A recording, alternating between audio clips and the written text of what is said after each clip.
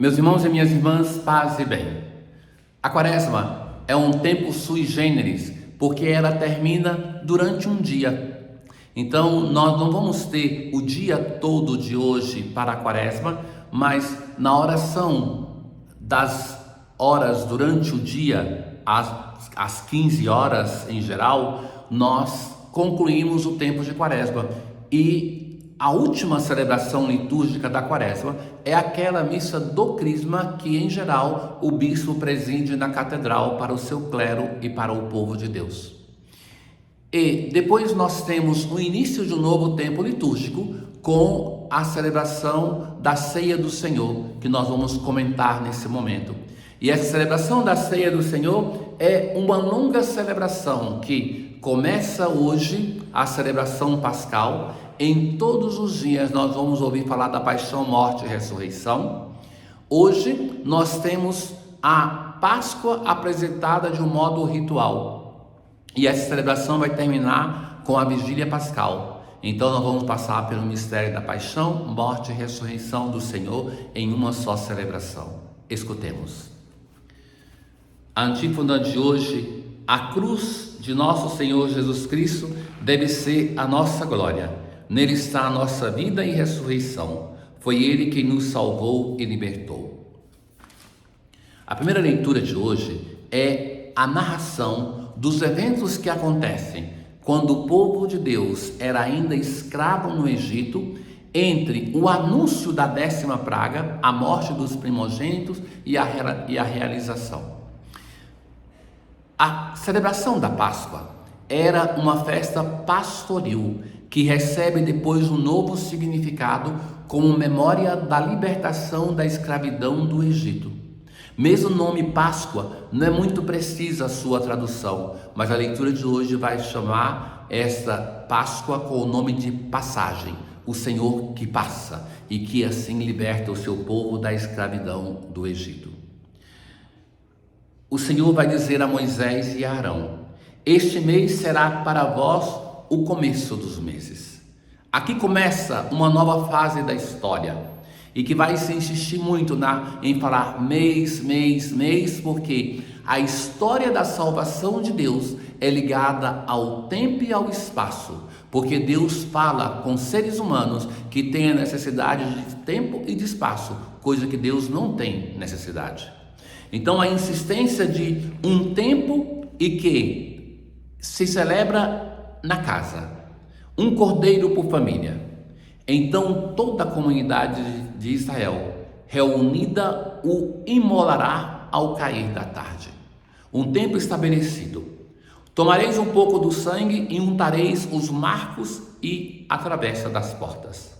Naquele dia se comerá pães ázimos e ervas amargas, porque os pães ázimos faz memória do tempo de caminho no deserto, aonde o pão fermentado endureceria, e as ervas amargas, que é a memória da escravidão do Egito, e que devem estar ritualmente vestidos, com rins cingidos, sandália nos pés e cajado nas mãos, prontos para partir do Egito, em direção à terra prometida. Por isso comereis às pressas, pois é Páscoa, isto é, passagem do Senhor.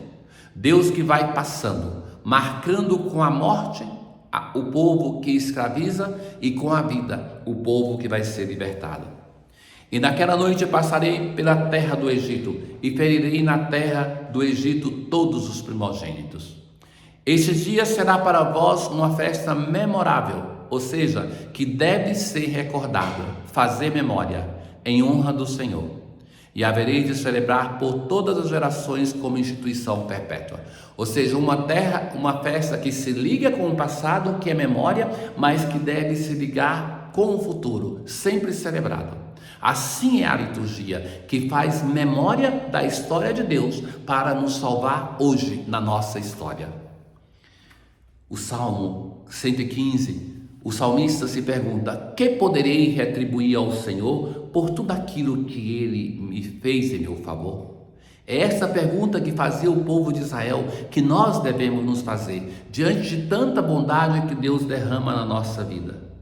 Eis que sou o vosso servo, ó Senhor. mas me quebrastes os grilhões da escravidão do Egito, da morte, do pecado. Por isso oferta um sacrifício de louvor, invocando o nome santo do Senhor.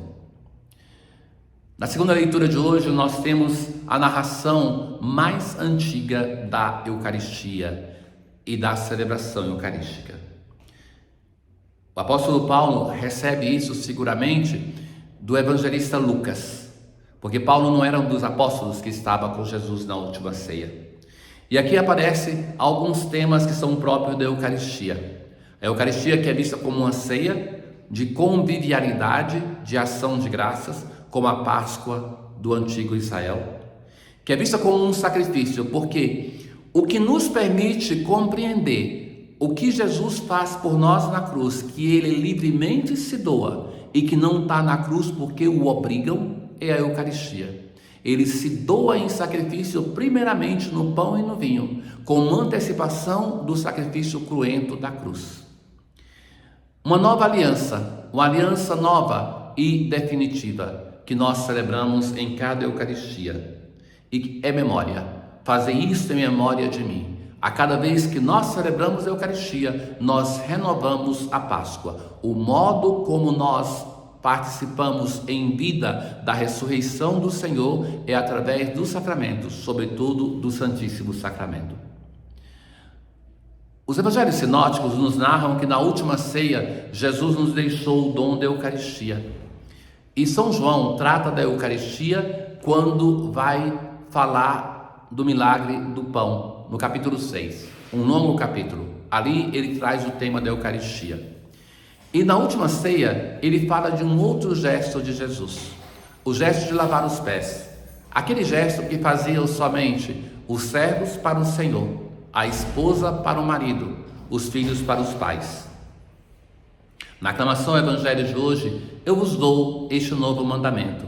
Nova ordem agora vos dou, que também vos ameis uns aos outros, como eu vos amei, diz o Senhor. Veja a solenidade desta introdução. Era antes da festa da Páscoa. Jesus sabia que tinha chegado a sua hora de passar deste mundo para o Pai. Lembra o que Jesus vai dizer em Caná da Galileia? Mulher, minha hora não chegou. Jesus sabe que agora chegou a sua hora. Tendo amado os seus que estavam no mundo, amou-os até o fim. Estavam tomando a ceia. Jesus, sabendo que o Pai tinha colocado tudo em suas mãos e que de Deus tinha saído e para Deus voltava, se pensa que agora vem alguma coisa grandiosa, uma grande teofania. O que faz Jesus, depois de toda esta bela introdução, se levanta da mesa, tira o manto, toma a toalha, amarra na cintura, pega uma bacia e começa a lavar os pés dos apóstolos. A cada vez que tem um lava-pés na Bíblia, alguém reage de modo negativo. Aqui é Pedro: Senhor, tu não me lavas os pés. Jesus tem que insistir com ele, para dizer que se eu não lavo, você não vai ter parte comigo. E então Pedro, que vai ao extremo, lava-me todo, e Jesus fala, não. E quando termina, veja que sutileza do quarto evangelho. Depois de ter lavado os pés dos discípulos, Jesus vestiu o manto e sentou-se de novo.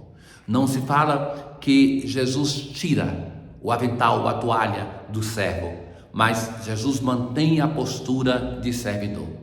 O gesto é tão emblemático, é tão difícil de compreender, que Jesus ainda insiste para dobrar a rigidez dos apóstolos e nossos.